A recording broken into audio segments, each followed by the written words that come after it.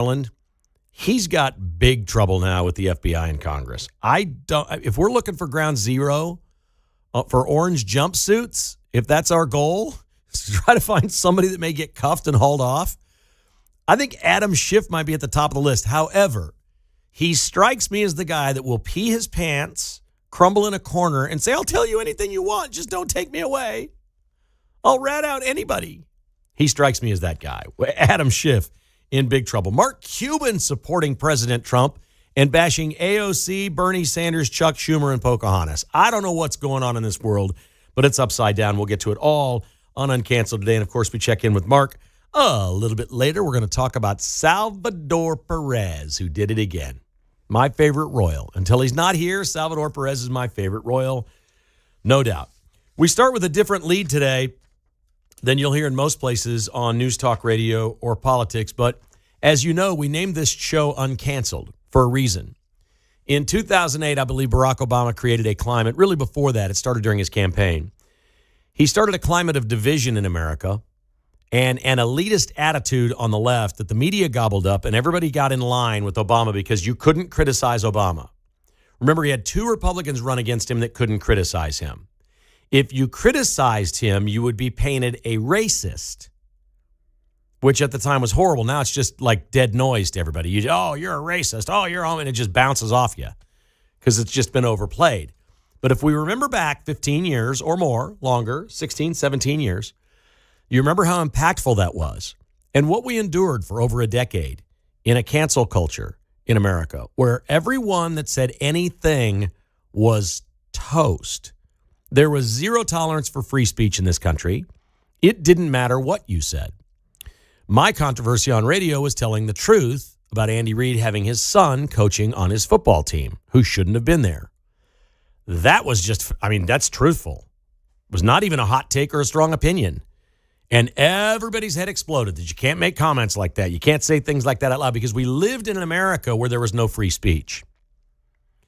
Donald Trump came along and changed that. Dave Chappelle followed in order. When Dave Chappelle, the comedian, got in trouble with transgenders all over the country because he said, I don't even understand what this is. I don't understand transgender. I just don't. And he made jokes about him. And they tried to cancel Dave Chappelle. And then he came back with another Netflix special. They paid him twice as much. They're like, we don't care. Everybody's watching Dave Chappelle. We're going to pay him money because we're running a business here. The floodgates opened. The comedians were the first. They just started saying outrageous things. Unbelievable things that you never thought people would be able to say again. And it was funny. And we're a little more lighthearted now. And I think as a culture and as a country, we're more open to free speech. Certainly people on the right have not been disagreeable to this. We've respected lunatics who stand on a street corner in Johnson County demonstrating that they hated an ICE raid at a Mexican restaurant that wasn't ICE agents, nor was it a raid. Nobody was deported or sent to Alligator Alcatraz. They got it all wrong, but that's okay. They have a right to stand there and be stupid and say whatever they want. We allow that. As conservatives, we accept the fact that there's going to be millions and millions and millions of really stupid people in this country. That's going to happen. They're going to not know what they're talking about. They're going to say ridiculously stupid things. And a lot of times they're going to get away with it based on what their sexual orientation is, what their skin color is, what their religion is. It doesn't matter. But to prove how free speech has changed, there's also a negative to all this. There's not a tidal wave, but certainly there's a little ripple in the water of people that feel perfectly okay and protected to run around and hate Jews in this country and support terrorists and Palestinians in the Gaza Strip. They're okay with that, and we're allowing that. It's free speech. I'm not sure why, because some of these people might not be citizens. I think if you're committing hate speech against Jewish people and you're not a citizen, you ought to be out of here and can never come back. That's me. I've got harder stances on some things. But we're seeing all this turn around. I was really surprised this week because Bill Maher, the comedian on HBO, said that he still worries every day about being canceled. He made some unfortunate comments before cancel culture and got canceled, but it was really pretty bad. It was unsavory stuff he said about 9/11. And when he did it, ABC fired him. He had a show on ABC, and they fired him. And that was 2002, right after 9/11. Not really cancel culture, but he's worried about it could happen again. I mean, if Bill Maher should be worried, I should be terrified. Bill Maher is not going to get canceled. He may get to a point where people don't watch his show or don't like it anymore, and then his show is no longer there. But personally, he's not going to get canceled. And I think he knows that, and I think he welcomes that. And I welcome Bill Maher to the team of free speech warriors because I think he is. Most comedians are. But there's a case that caught my eye yesterday in Nevada, a legal challenge. And this one is huge. This could be the final nail in the coffin of cancel culture. It's a former football coach that you may know named John Gruden. He was coach of the Raiders. He was the first $100 million coach in the NFL. Before that, he had a long time ago won a Super Bowl with Tampa Bay, but spent many years as a broadcaster at ESPN. John Gruden was fired when the NFL exposed his emails to an executive with the Washington Commanders over the years because they were investigating the Commanders for sexual misconduct. So let me try to say that a little more plainly and clearly for you. Gruden was coaching the Raiders. It had nothing to do with him. The NFL's investigating the Washington Commanders because they got a sex scandal in their building and all kinds of crazy stuff going on. And as they're investigating, they found a couple of emails from Gruden and they leaked them, just like Adam Schiff leaked stuff against Trump. The NFL had no right to leak that stuff on John Gruden. One of them was an email back and forth with an executive with the Commanders about the NFLPA chairman, president, DeMaurice Smith. And apparently there was some sort of a racist trope. They don't say it was the N-word. Nobody really says what it is. I don't know that anybody's seen the email. Here's the problem. When the email was sent, it was 2011. John Gruden did not work for the NFL. He was an outsider emailing a guy inside the NFL that he knew. He was working for ESPN, not the National Football League. The NFL charter says Roger Goodell has complete and utter control over any NFL employee to fire them for cause at any point if he thinks they're hurting the league. So 7 years later, when these emails are exposed, or longer than that, 8 years later, when they're exposed, he's with the Raiders and Goodell decides he's going to fire him. Then when Gruden sued Roger Goodell and the NFL, separate suits, that was after Gruden was an employee. So they busted him for something he did not as an employee, and he sued them after he was an employee. And the Nevada Supreme Court decided yesterday 5-2, they called it unconscionable what the NFL did to John Gruden. Now, I'm not here to make some sort of an argument that you want to let your kids be babysat by John Gruden. I'm not here to tell you that he doesn't have some racism in him. I don't know the man well. I enjoyed him as a commentator. I thought he was good for the NFL. He's doing great stuff with, I think it's Barstool right now, where he does these boxes of uniforms and it's all over social media. I think he's a likable guy. I think if he was hanging out in a restaurant, I'd probably enjoy having dinner with him. If he said something offensive, I'd get up and leave. I don't think he's the problem with the NFL. I think there's a lot of people out there doing a lot worse things than John Gruden.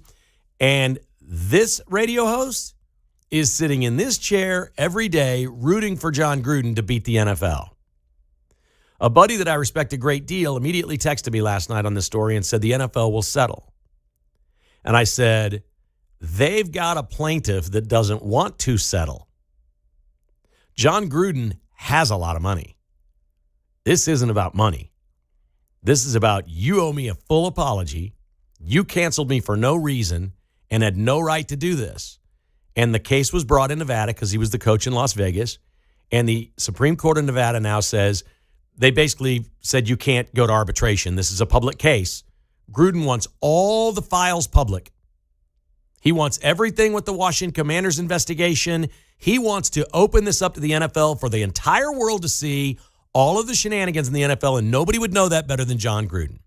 So paying him money would be a good thing for the NFL to do, but what they're really going to have to do is they're going to have to kiss his butt in a giant way. If they want this to go away now, they're going to have to kiss it. But guess what you think the NFL will do next? I think they're going to appeal to the Supreme Court. And then they're really rolling the dice. I don't see any way the Supreme Court would see it different than the Nevada Supreme Court. I can't even imagine. This is one great lawsuit, and it is, for me, it's as a free speech guy and a believer in the Constitution and our life, liberty, and pursuit of happiness and our rights and all of those things, this is a big one. It doesn't sound like it. It's a football coach against the NFL. But this is a big one. Can you take a guy who wasn't your employee, did something when he wasn't your employee, and after he's in your employee, he sues you? Does your charter, your constitution in the NFL, still give you the right to do all this to John Gruden? Because clearly they were not investigating him. They could have kept his part so private. If you don't think this was with malice and they wanted him out of the league for whatever reason, they did. He didn't have anything to do with the investigation. Why would they have leaked John Gruden's emails to the media and allowed that out to ruin his life? Why would anybody do that? Oh, it's in the evidence. Gruden's lawyers say the plaintiff admits for 8 years he emailed people around the NFL back and forth saying really, really, really crappy things about Roger Goodell, the commissioner of the league. Like he thought Goodell was a bozo, a clown show, a loser, all the things you'd hear Trump say about anybody. Gruden was putting it in emails about Roger Goodell. And that's what this came down to. That he was tired of Gruden running around to everybody in the league telling them what a clown Goodell was. And he fired him, and now Goodell has a personal lawsuit against him, and the National Football League has a lawsuit. I wonder what the other owners think of the determination of the Supreme Court in Nevada yesterday, 5-2 in favor of John Gruden. Again, I'm not vouching for his character or him as a person or anything. That was bad what they did to him. You wouldn't do that to your worst enemy, leak that crap to the media. It's exactly what the Democrats do to Trump. It is no different. I'm rooting for John Gruden. 913-408-7957. If you'd like to join the conversation, give me a call right now. We'll get you right on. This is Uncanceled on KCMO Talk Radio.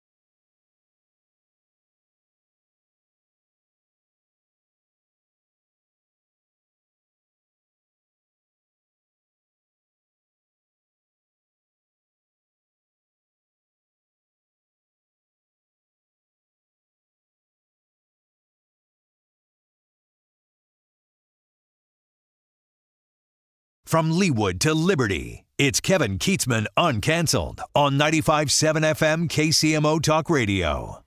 Hit us up if you'd like to be on the show. 913-408-7957 is the number to call. We start with Mark in Montana listening on the stream. How you doing, Mark? Good, Kevin. How are you today? It's beautiful. I'm in Big Sky Country. Big Sky Country. I've got my in-laws my sister-in-law and her husband live in Livingston. How far are you from Livingston, Montana? I just left there this morning visiting a buddy from college that lives up there. I spent a couple days there. It's gorgeous. There is no better place in the summer than there. They love it in the winter, too. I'm not that fond of it in the winter, but boy, summers in Livingston are fun. I tell you, it's gorgeous up here. But loving the show, been listening this summer as I've been streaming around. But you touched my favorite part of the NFL draft is always when they boo Goodell. But when you were talking about Obama, how no one could criticize, I just remember that poor rodeo clown down in Missouri who wore the mask. All he did was wear an Obama mask, and his career was over. He was like a rodeo clown Hall of Fame guy. I always wondered what happened to him. Right, because they call it racist when he did it, and people do this stuff with Trump all the time, and they've done it for presidents forever, but all of a sudden we had one that you couldn't make fun of. Everybody makes fun of the president. We've done it our whole life. That's part of being American. You can make jokes about him. You can wear Halloween costumes. You can do all kinds of things about the president. The president is not protected from what we think, say, or do about him unless it's a violent crime or something like that. But Obama came along, untouchable. Couldn't do it. Yeah, and I believe that's when comedy died. Yeah, well, it's being reborn right now. Amen, brother. All right. Say hi to all our friends in Montana. You're coming back to KC soon, huh? Eventually. I'll be back September 3rd. I'm going to go up through the Pacific Northwest for a little bit. All right. Have you been to the Grand Tetons? I have. I've been through there. I was there last weekend. Gorgeous. Just spectacular. If you're across the lake, Lake Jackson from those, and the wind's not blowing, that water looks like ice. It's just beautiful in the summer. What a great place. It's been a magnificent trip. I've been good for cruising my little RV for a couple weeks. Well, we appreciate you listening while you're gone. Love the show. Thank you, buddy. Keep it going. Thank you. Appreciate that. Mark in Montana. Really good stuff. I do greatly appreciate that. I just don't, this court ruling for Gruden is a terrific one. They said that the arbitration clause in the NFL Constitution and bylaws, quote, does not apply to Gruden as a former employee and is unconscionable. And they voted 5-2 in favor of Gruden. So good. It's just about free speech and protection. And if he's not an employee and it'd be like I'd send my personal email account and I email Mark at Cumulus. I don't work there, but then later I work here and they fire me from an email that I sent to Mark when I didn't work here. What? What? I don't even understand the concept of some of these things. But we see it play over and over and over all the time. And they're coming undone, which I think is just absolutely fantastic. All right, the Democrats are running around screaming about D.C. being federalized, which really puts them in a bad spot because they're arguing for more crime. When the crime stats in D.C. come down, and they will, they'll have no defense of the fact that they didn't support this. This is unbelievable. They're claiming that crime is down 34% in Washington, D.C. The FBI disagrees vehemently on that. That is according to Washington, D.C. But in 2024, did you know they eliminated any felony or aggravated assault charges from their crime blotters? So they didn't count. Those were up 12% in 2024 and up 37% from 2022. So felony assaults and aggravated assaults were going through the roof. Through the roof. They're up 37% in 2 years. They were going through the roof. So D.C. said, we're not going to count those arrests. When we do our crime stats, we're going to take out all the assault, which is what the Big Balls thing was, right? That was an assault case. He got assaulted. So that one wouldn't count. Big Balls getting bloodied all over the street wouldn't count. So they took out all the felony or aggravated assault charges and eliminated them. Well, of course their crime was going to be down if they took all those out. You can't believe anything they say. It has gotten so bad. You cannot believe one single thing that they say. Their defense is, well, crime is down 34%. Well, of course, you took assault out. Between 23, you counted assaults. In 24, you didn't count them. Well, I would hope your crime rate went down. It's just ridiculous. I mentioned this to Mark, and I forgot to mention it on the show, and I think this is a really important part of Trump's news conference yesterday. If you ever saw the shot of the press briefing room from behind, a wide shot of the room, and Trump made a comment, we've busted every fire code that ever existed. There's more people in here than should be. You're taking your life in your own hands. He's making jokes about it. It was packed with people. Why do you think that is? Why did all those people care to get into that room yesterday when they normally don't pack into that room like that? They all live there. Every woman in that room yesterday with Trump has been scared walking down the street. They can't hide that. When they showed up and asked questions, by the time this thing was over, liberal reporters are cracking jokes with Donald Trump about making the room bigger, and they like the guy. I'm telling you, some of these liberal reporters actually like Donald Trump. They're like, he gives us great copy every day. He gives us all kinds of, cool stories. He's nice to us. He's open. He tells us everything.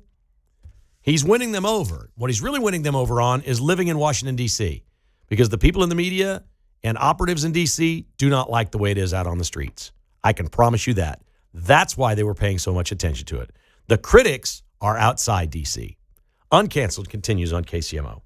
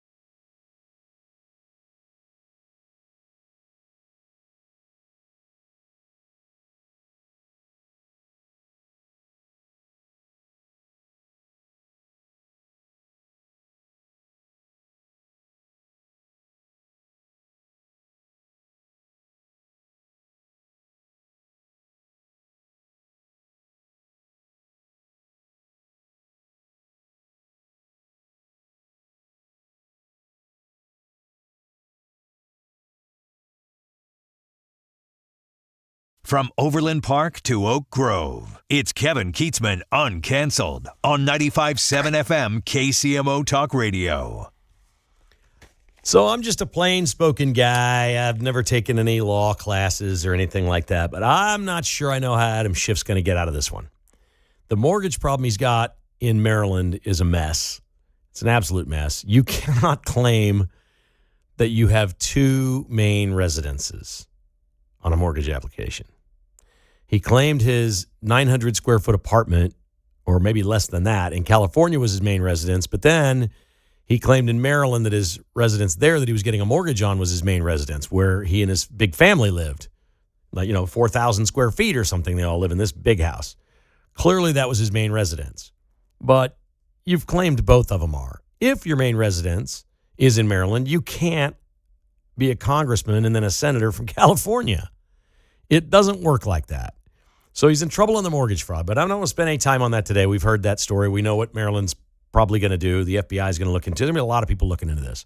Adam Schiff has set himself up. I mean, you would think everything that he did over the last decade to get Donald Trump, that this would be the single squeakiest clean politician in the history of politics. But he's not. Because we knew by watching him he was not. We knew by his lies he was not. We knew by the way he acted and how nervous he would get and how shifty Schiff he'd get. We knew he was not. A Democrat whistleblower told the FBI that Adam Schiff approved leaking classified information in order to discredit President Donald Trump in his first term, according to newly released documents. These documents were obtained by Just the News. They were recently handed over to Congress by FBI Director Kash Patel. The whistleblower worked for the Democrats in the House Intel Committee for over 10 years. Now, that doesn't mean they're a politician. It's be an assistant, a staffer, it could be a lot of different things, but you're in the Intel meetings. And reported Schiff's alleged behavior to the FBI in 2017. So let's cut to the chase. Trump goes into office in January of 17. 3 or 4 weeks later, there's a big meeting with Democrats, and Adam Schiff gathers them up and says, here's some information, Russia. We're going to leak all this stuff as the Intel Committee members to the media.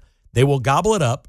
And according to the report, the intelligence staffer said the leaking was treasonous and illegal and unethical. He went straight to the FBI with the information and they did nothing. This Democrat staffer was most recently interviewed by the FBI in 2023 while Joe Biden was president.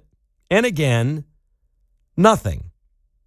The staffer said he personally attended a meeting where Schiff greenlit all the leaks. Quote, when working in this capacity, John Doe, we'll just put his name in there, was called to an all-staff meeting by Schiff. The government documents state, per Just the News. In this meeting, Schiff stated the group would leak classified information which was derogatory to the President of the United States, Donald J. Trump. Schiff stated the information would be used to indict President Trump. The whistleblower stated this would be illegal in the meeting. Upon hearing his concerns, unnamed members of the meeting reassured they would not be caught leaking classified information. So the whistleblower spoke up in the meeting and said, you can't do this, that's illegal. And when this person expressed the concern in the meeting, unnamed members of the meeting reassured the staffer and said, we're not going to leak classified information. So they admitted to this person, we're going to make crap up. We're not going to leak stuff that's classified. We're going to make things up about Trump to get him indicted. We're going to leak it to the media. This is in classified meetings with an Intel committee. This is what your Intel committee is doing in Washington, D.C. when Adam Schiff was in there. I mean, I've been looking at John Brennan thinking maybe he's ground zero. He's going to be the guy that's the center of all this stuff, and they really go after him. I think he might be the baddest person of all of them. But my God, Adam Schiff, you're in a really bad spot. Kash Patel has all this information and documentation from these FBI reports that they buried and sat on. They did nothing. They did nothing. They didn't tell the president.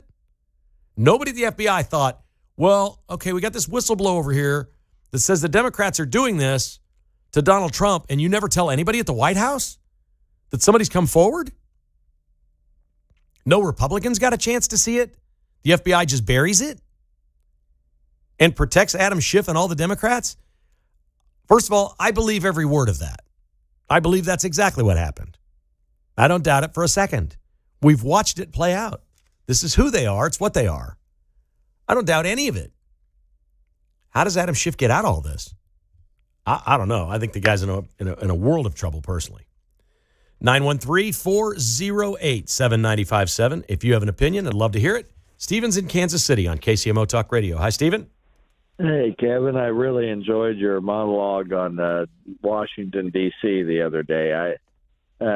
This is like, we need to savor these moments. We need to extend this as long as possible. When we're all old and gray and in John Knox Village, we'll think about the time that Trump cleaned up Washington, D.C. in 2 weeks and made it great again. This is going to be a beacon to other communities, that maybe have a Republican governor. This may be a lot more important than we realize right now. This issue, but I'm fascinated by they've changed the game. Basically, we've changed the Republican Party. We've identified every single 80, 20, 90, 10 issue, and are just turning it right back on them. Well, it's easy because they will always go against Trump. The issue doesn't matter. They go against Trump. Yeah. It's like the Harlem Globetrotters versus the Washington Generals. They will always take the bait. My question is, well, they're arguing against law and order in D.C. right now. They're literally making the case for less law and order. Yeah, but that's what Eleanor Holmes Norton was doing yesterday. Who is it? Trump that is driving the strategy? Is it Stephen Miller? I mean, it's incredible. He's got incredible instincts in terms of Gestalt, in terms of what's going to happen, what might be a hot button issue. I mean, I'm just in awe, frankly. I'm in awe. I agree. But here's the deal. Somebody told him, he obviously learned at some point, because I don't think he probably even knew this when he was president the first time, that he could take over D.C. He might be plotting the last 4 years thinking, when I get in there, I'm going to take it over. Because you know what he really wants? He wants the law and order. I know that. That's the easy part. Do you know what the man really wants to do? He wants it to be a showplace.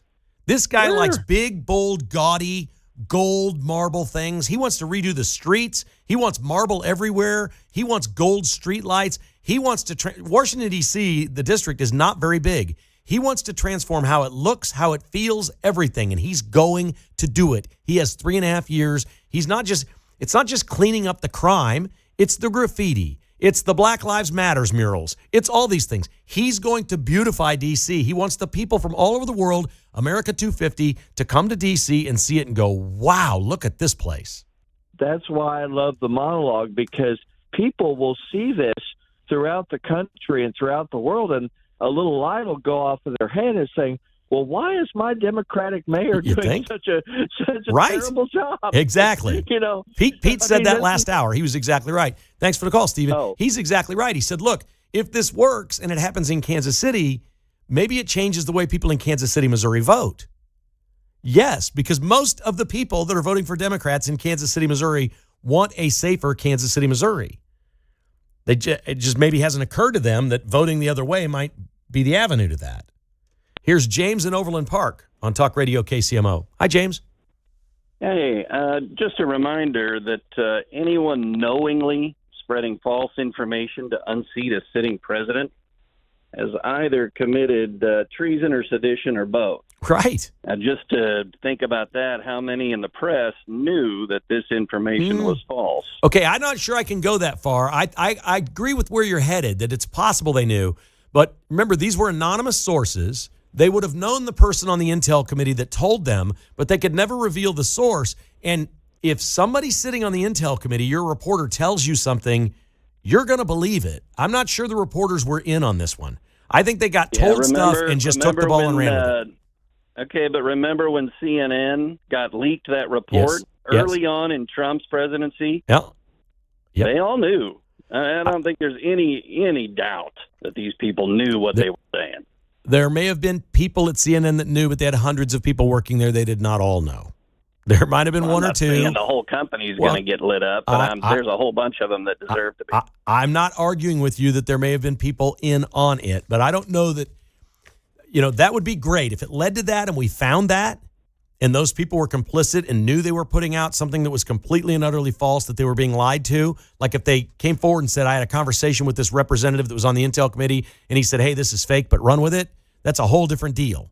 I'm all for going after the media. I'm not trying to protect the media.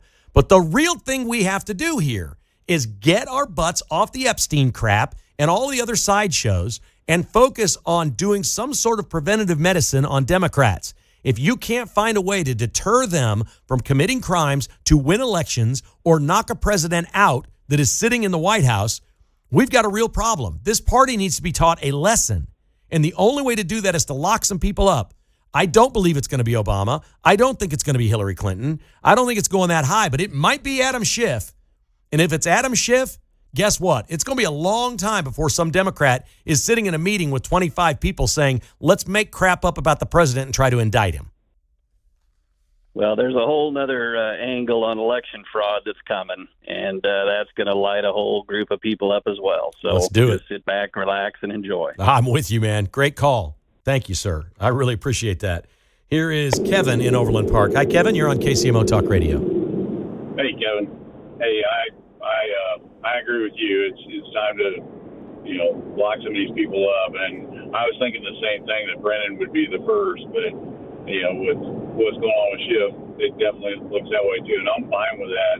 I just hope we don't lean in this far and then come up with a bag, empty bag that they don't, for whatever reason, they don't arrest them, they don't indict them, they don't whatever. You know what I mean? It's like, you've leaned in this far with it, you've got to go all the way. You've got to get someone in bracelets and prove the point that, this has got to end. Well, okay, I'm going to make a big boy comment, so you got to be an adult to handle this, okay? And I'm warning the entire audience right now. I'm about to say something that may be unsettling to you. But I've analyzed this. Is it Brennan or is it Schiff? And I said earlier, Adam Schiff strikes me as the guy that would just wet his pants if he got in trouble and would squeal like a pig to give anybody else up above him, okay? I would agree. Brennan strikes me as the kind of guy that would put a gun in his mouth. Yes, I would agree with that too. So that's an awful thing to say. I recognize it sounds terrible, but that's two completely different personalities. I think you want to go after the guy that's going to squeal first. Yes, I totally agree. He's a bit more low-hanging fruit and definitely less backbone, where Brennan would go to the grave and not say a word. Yeah, the grave, sooner or later to the grave, in my opinion. So these are seedy folks, man. Some crazy stuff happened. I totally agree. Yep. I totally agree with you, man. Thanks, Kev. Appreciate the call. Yeah. Yep. It's unbelievable. I mean, this stuff that's going on and what they're unearthing and finding. And apparently, we've heard Dan Bongino say that they found stashes of paperwork in an office somewhere in the FBI headquarters that apparently they forgot to clean out or forgot they were there, and that's where they're finding a lot of this stuff. How do you leave behind records that you had a whistleblower a few weeks into Trump's first presidency telling you that in an Intel committee meeting with Democrats only, Adam Schiff was cooking up a plan to indict the president by making up information and leaking it to the media? How does that sit in a room? And 8 years later, it's there. Of all the things, how did they not destroy that and get that out? These people are truly remarkable at how incompetent they are at much of what they do. Uncanceled continues on KCMO Talk Radio.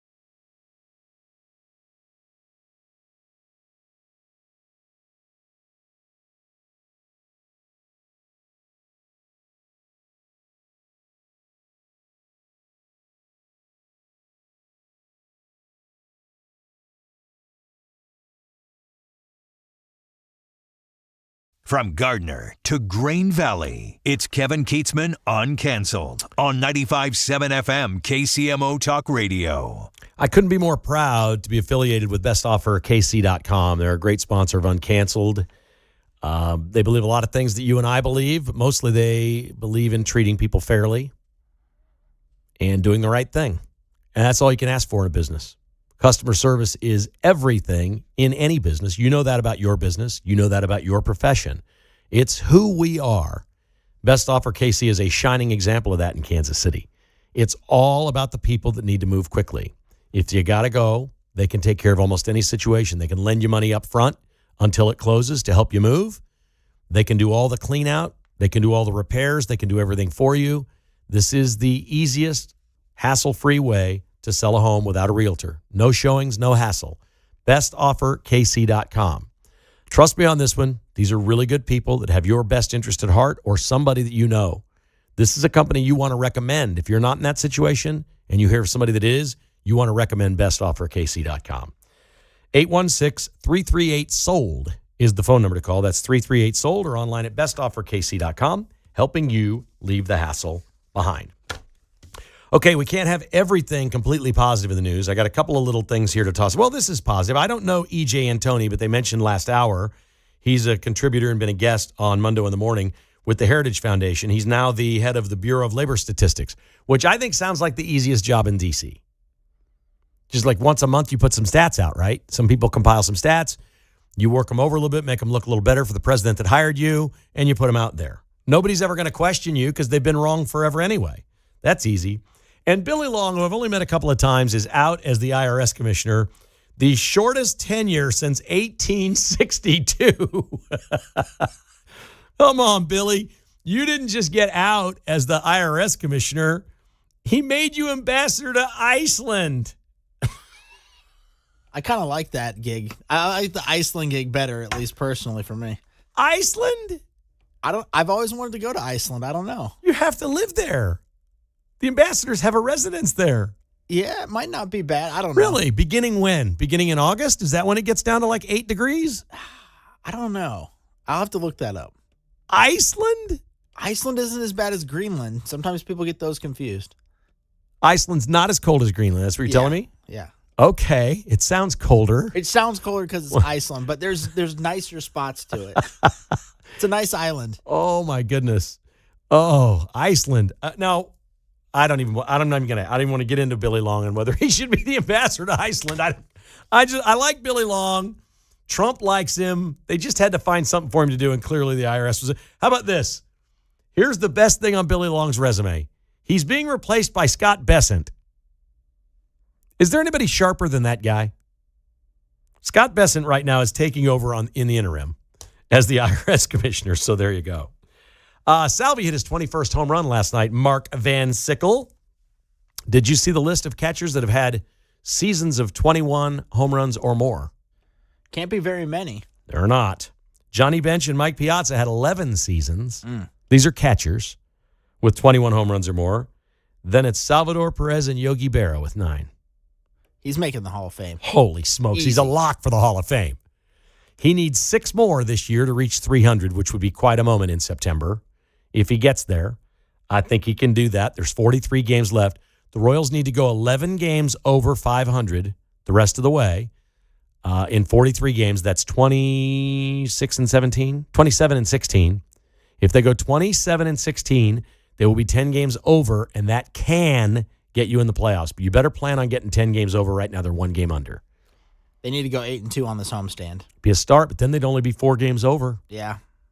It'll get him in the hunt. It gets him in the hunt. It puts him in position to make another run and get there. But Salvi's just a treasure. We don't treasure him enough probably in this city. He's just absolutely the best. Did you see the Greg Gutfeld episode with Jimmy Fallon? No, I heard about it, though. Fallon's ratings week over week that night were up 39%. Guess why they had Gutfeld on? We're going to see if there's a hidden audience that won't even give us a chance because they think we hate Trump. They have Gutfeld on, and they find the entire hidden audience. If The Tonight Show could get a third of those people to watch and increase their ratings by 10 or 12%, they'd make zillions off this thing. Colbert's going away. Fallon's not very political. He wants people to come on and be funny or sing or play games. I think it's going to work. I think the Tonight Show is going to come out a big winner here. Have you ever watched it? Do you watch? I know it's late, but I used to like Fallon. I haven't watched it in a while, but I used to like it. I think he would be the guy. Jimmy Kimmel, total opposite. He did a podcast with his crazy wife. Said he has Italian citizenship now. He's got an exit ramp. Oh, no. Yeah. He got Italian citizenship because of Trump. Rosie. He says, the worst we could have possibly imagined this would be under Trump, quote, it's so much worse than that, unquote. This is too fun. The Vince Show's coming up next on KCMO Talk Radio.